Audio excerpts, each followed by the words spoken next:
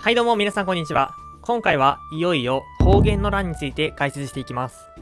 この方言の乱、戦い自体はたった4時間で決着がつくんですが、乱が勃発するまでがめちゃくちゃ複雑です。なぜ院政が始まったかまで解説しましたね。そもそも院政期というのはどこからどこまでかというと、白河上皇、鳥羽上皇、後白河上皇、この3人の上皇が政治を行った期間のことです。さて、そんな3人の上皇について、白河上皇から順に見ていきます。白河上皇がまだ天皇だった頃の有名な話があります。滋賀県大津市にある三井寺。この寺は、天智天皇、天武天皇、持統天皇の産湯として使われた井戸があることで有名なのですが、平安時代にはこの寺に来迎という僧がいました。来迎のお祈りはよく聞くと評判の僧で、その噂を聞いた白河天皇は、男の子が生まれるように祈ってくれと頼み、男の子が生まれたら何でも願いを聞いてやろうと約束するんです。来迎の祈りの効果は抜群で、白河天皇のもとには篤文親王が誕生します。さて、約束を果たしてもらおうとした来迎ですが、彼の願いは三井寺にも階段を設立したいという願いでした。しかし、延暦寺から反対されたことにより、階段設立はされず、白河天皇は約束を果たしませんでした。それに怒った来迎は断食して自殺をした上で怨霊となり、篤文親王を呪い殺すんです。その後、白河天皇は延暦寺にお祈りを頼みます。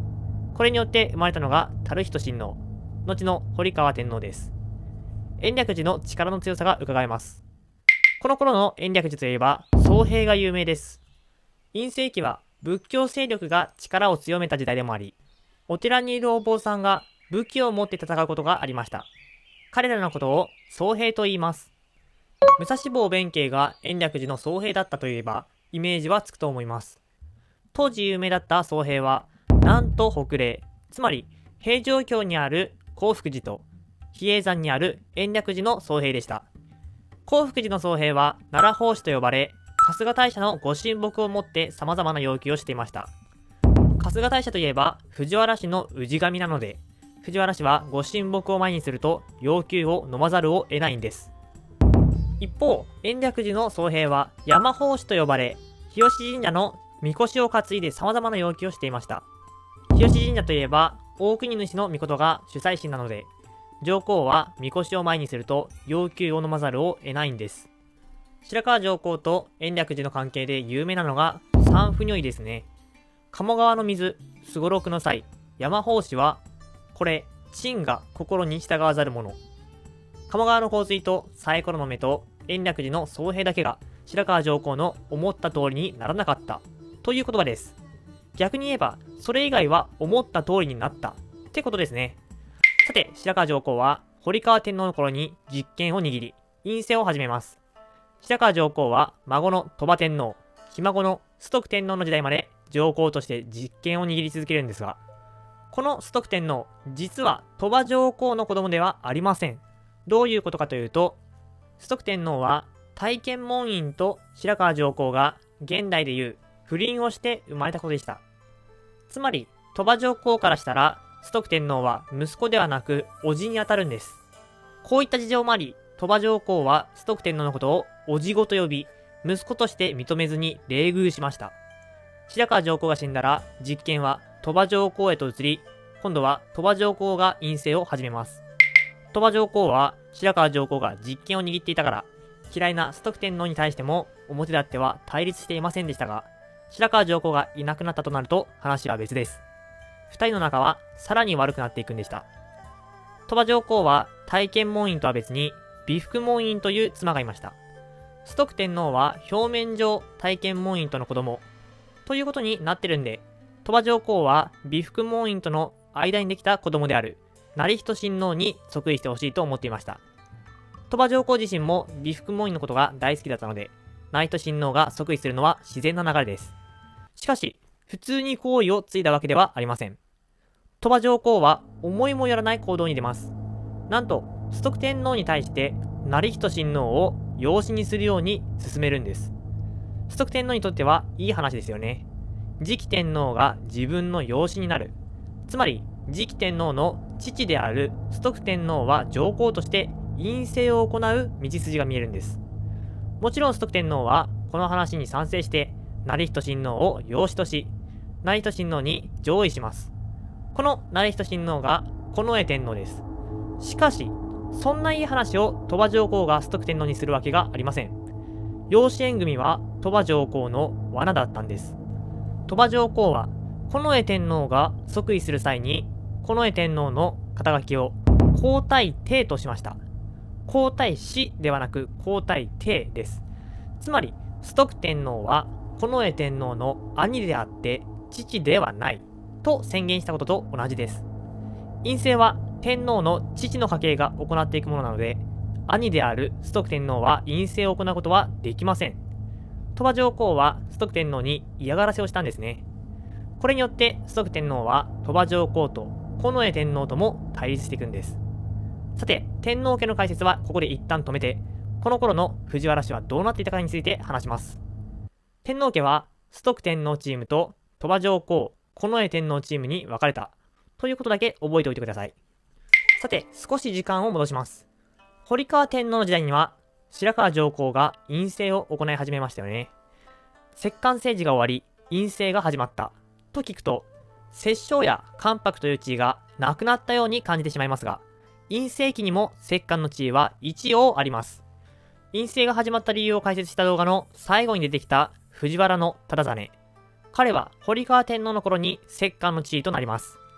藤原氏による摂関政治が衰退している時期に生まれた不遇な忠実ですが、彼は経験不足もあって不祥事を連発します。それによって白河上皇からはあまり信頼されていなかったんです。そんな忠実には忠道という子供がいました。白河上皇は不祥事だらけの忠実を摂関の地位から外し、息子の忠道を摂関の地位につけるんです。この忠道が保元の乱の主要人物となっていきます。藤原氏から出たもう一人の主要人物は忠道の弟である頼長。この兄弟は藤原氏なので、最も重要なことは天皇の外祖父になることです。二人はそれぞれ正氏と勝子を近衛天皇と結婚させ対立していくんでした。さあやっと天皇家と摂関家の話がつながりました。こうやって天皇家は崇徳天皇と鳥羽上皇、近衛天皇チームに分かれ、藤原家は忠道と頼長チームに分かれます。しかし、近衛天皇は子供を産まずに崩御してしまうんです。となると、次の天皇候補は重仁親王と正仁親王です。